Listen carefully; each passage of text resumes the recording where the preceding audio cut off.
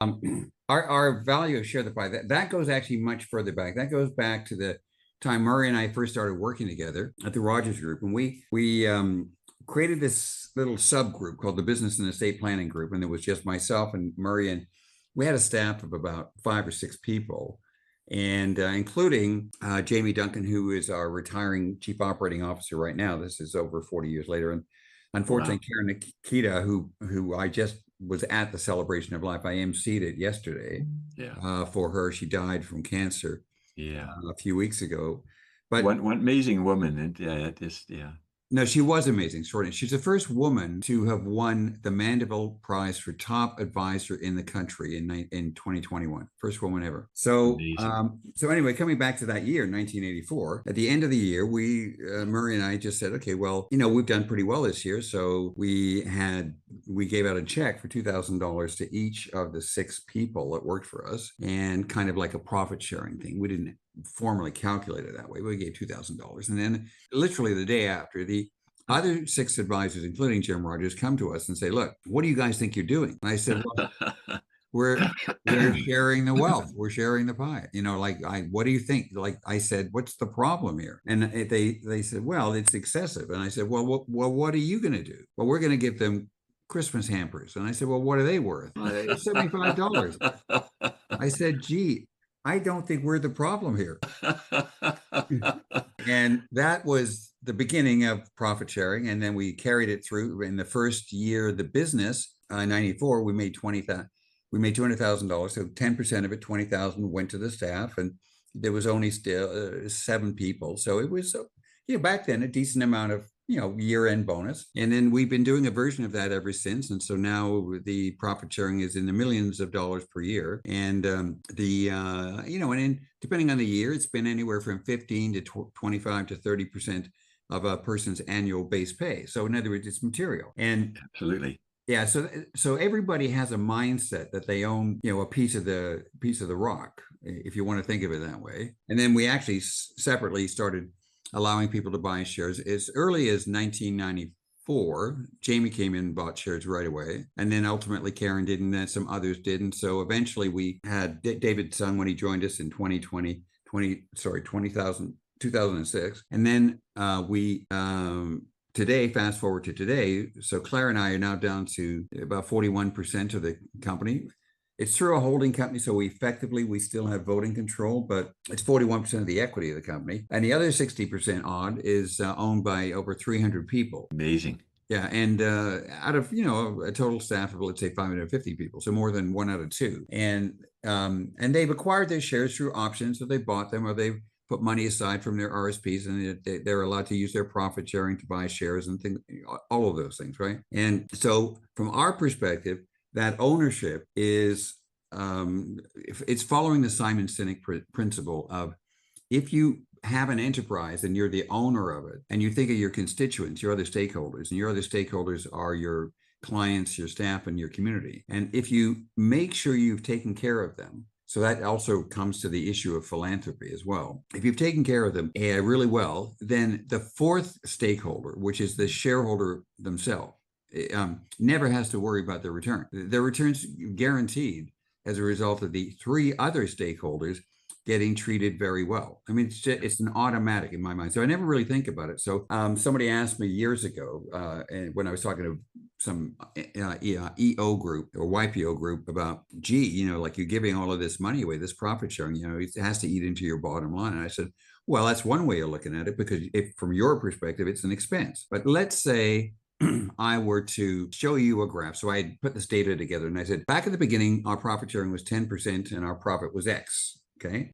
So, and our expense ratio was Y. So let's say our profit sharing was 10% and our expense ratio was 35%. Now let's fast forward to today. Now our profit sharing is 25%. So obviously a lot bigger as a percentage of our income, but our expense ratio is down from 35 to 25. So the only way you can spend more on profit sharing, but have it reduce expenses, is if it's not an expense itself, but actually an investment with a return. So the difference between this guy who was talking to you, and I said, the difference between you and I is that you wouldn't think twice about saying, if I invest in another company and add it to mine, I can increase my profits. You don't think of the investment as an expense. You think of it as something that's accretive to your bottom line. What I'm doing is accretive to my bottom line. Okay. And they finally, at some point, at least some of them get it. They say, okay, well, that's a different way of looking at it, right? Yeah. And John, just, one of the things that we've been talking about, and it's interesting, Simon Sinek's manager is a good friend of mine, and so Simon's done an amazing job, and he's a great he's been able to take what's simple. I've been talking about the infinite game when yeah, Simon was in kindergarten, but we talk about three games, and you're a great example. One is the long game. You're not thinking about the next quarter, the next year. You're thinking 5, 10, 20, 50, 100 years from now. The second is the infinite game. yeah, You have to do it yourself and you can't do it alone. And you have to, that if you have a high moral code in business, you approach your business from the perspective of all stakeholders.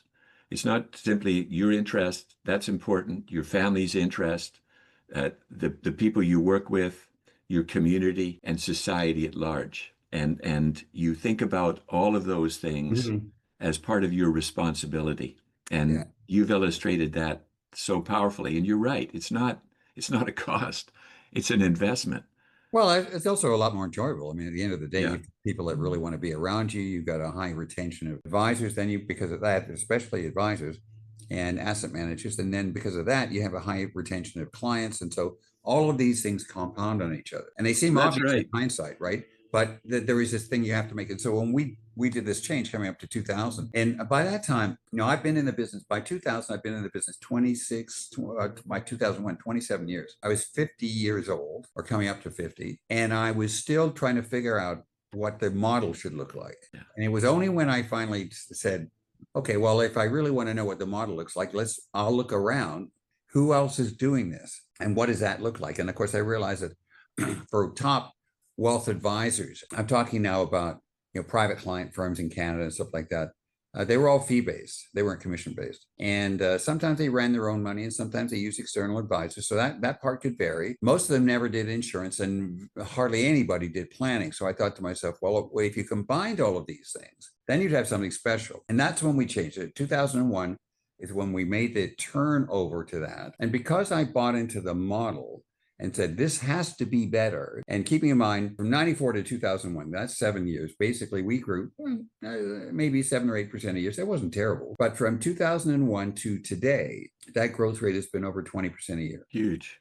Yeah. And You so, doubled every 3 years. yeah. And so it's like, and I realize when we get to a certain size, maybe the size we're at now, it's going to be a little more difficult to compound at that rate. But we have, we decided, I remember buying Dan Sullivan's book, 10x is easier than 2x, right? And that I guess came out quite a few years ago. But I said to Christopher, I said, look, if you want something to wrap your head around from you, because you are now, back then he's 45. I said, you've got I mean, if you're my age, basically you got a 30-year runway. So basically you have to say, okay, well, all right, is this something to shoot for, like 10x, for back then $15 billion? So I said 15 billion of AUM, so 150 billion of AUM. How stupid does that look? And initially he said, well, geez, Dad, that's, like it's different when you're talking at a base of 15 billion. And I said, okay, well, let's look at it differently. Let's say the current industry back then, it was $4 trillion.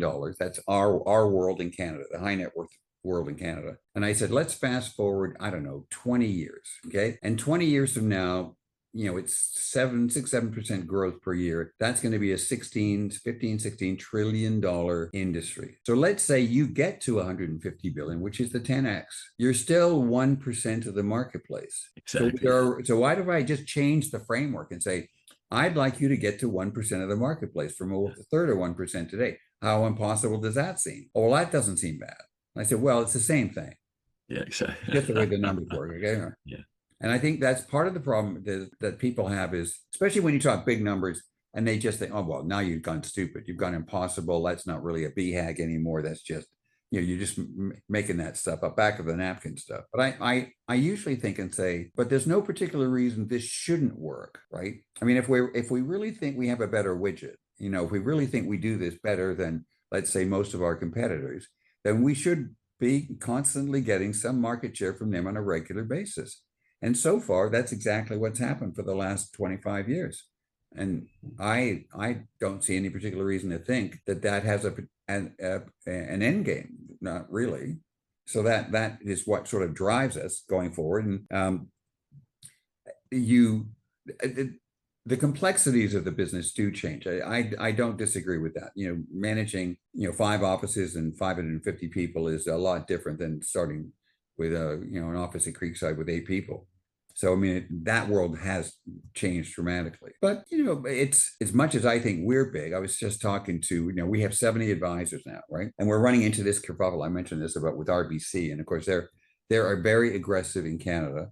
I And want to take this out of the interview, my friend. yeah, no, fair enough. Yeah, but Yeah, and they're very aggressive in BC in particular. But yeah. I remember the guy in BC that leads the whole thing, and he said, in BC, we're just saying BC here. We've got 70 advisors across the country. They've got 1,000 advisors in BC. Right. So again, same issue about it being a rounding error. Like Exactly. Yeah. there's no particular scale issue here for us. And so can we be 500 advisors, in 20 years time? Sure. Why not? That's not stupid. We've worked with two of the largest wealth management firms in the world. One of them has 50,000 advisors around the world, Yeah. Right. 14,000 in the US.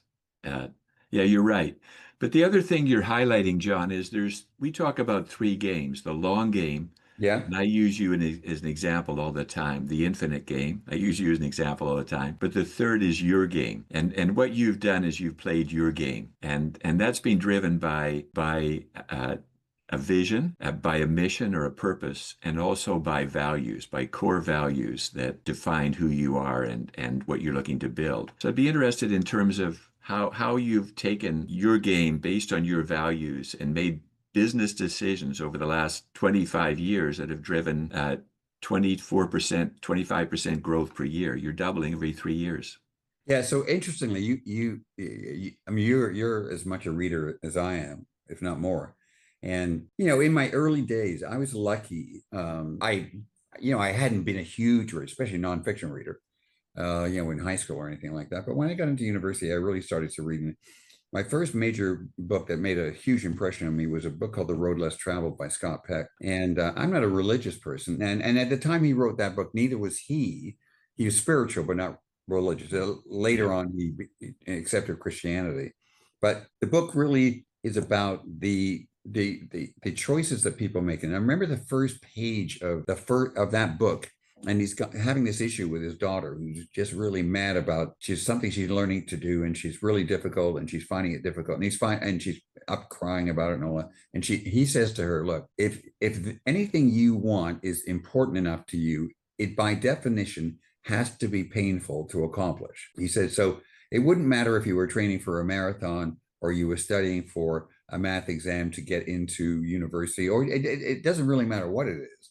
The fact is that's the point of it. The point is that your only growth occurs is from that kind of challenge. And I remember Hanselye in his book on stress talking about distress and eustress, and the eustress is the point of the exercise. How much stress can you take that will actually make you stronger physically, mentally, psychologically, whatever it might be. And then finally 7 Habits, and then all the books and the authors that came along after that. And I think to myself, I had great writers who had great things to teach, and I just absorbed them. And I thought, okay, well, this is how the world should work, and so I would like to incorporate that. I didn't think that growing a business or growing, in my case, initially a practice, should be mutually exclusive to the right principles of the way you want to act and be seen. And they weren't, they aren't. Yeah. So I think and I've encouraged, I've got this reading book. I actually came up with this gift for Christopher and for all my sons, basically. Now I'm going back 15 years, and I put this collage together, all little pictures of book covers of 15 books you have to read. I said, you read these books and you'll learn so much more about life.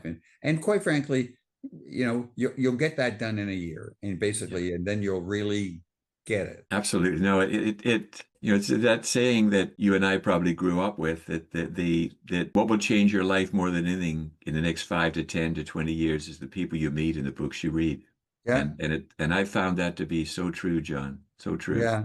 And No, every absolutely. one of those books that you mentioned had a profound impact on my life as well. Yeah, I mean, and I was lucky enough to see Covey and Scott Peck live speaking as well. So that, I mean, after I'd read their books, and so that made a difference in terms of feeling okay. Well, and I spent time. I went to Boulder, Colorado, and spent 3 days with Jim Collins and 15 CEOs in a boot camp there, which was extraordinary experience. Uh, so whenever I get that opportunity, especially if you can actually do it in person, and then you can say, okay, well, this is the person behind the message, Yeah. and then and in all cases, it's never disappointed. They've always delivered exactly what you hoped they would, but live, so it's a different experience. Well, you're a great example of a lifelong learner, and that hasn't changed even at this stage in your life. That's wonderful. Yeah, Yeah. keep looking for new content, new books and stuff like that. I'm trying to work my way through the Yuval Noah Harari books. The one's called Nexus, and the other one's called I can't remember now. I've read Nexus. It's on my bedside. Great Yeah, book. I love yeah. that. Just before we wrap up, this book is based upon 6 principles, Okay. and you touched on the importance of principle. A principle is defined as a general theorem or law that can be applied scientifically across a Mhm. broad spectrum. A principle is a simple guideline, and it's really taking what's complex and making it simple without removing the complexity. And I talk about you all the time as an example of successful people because in our work we describe 5 levels of performance. You have to start at the top and work down, and the bottom and work up. So level 5 is your business model. A model is a theory in use. It describes the viability of your business, return on equity, the creation of shareholder value. And in the many times I've heard you speak or interacted with you, you focus a lot of your time, a lot of your subject matter on the business model. Level 4 is really about 2 aspects. One is external, the other is internal. So external is how you innovate. Innovation is, Teresa Amabi says, innovation is the application of novelty that works.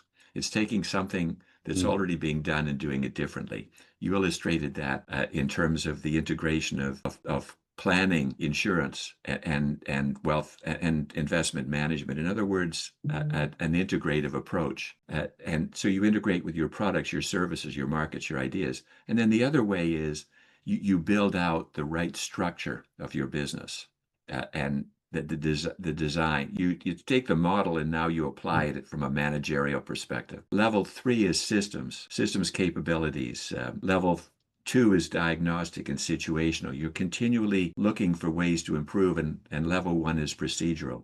Isidore Sharp, who I know you interviewed recently, Yeah. and I sadly I couldn't make that, says when asked how is it the Four Seasons can charge twice the room rate of Hilton, Sheraton, or Westin, answered, it is because we do common things uncommonly well.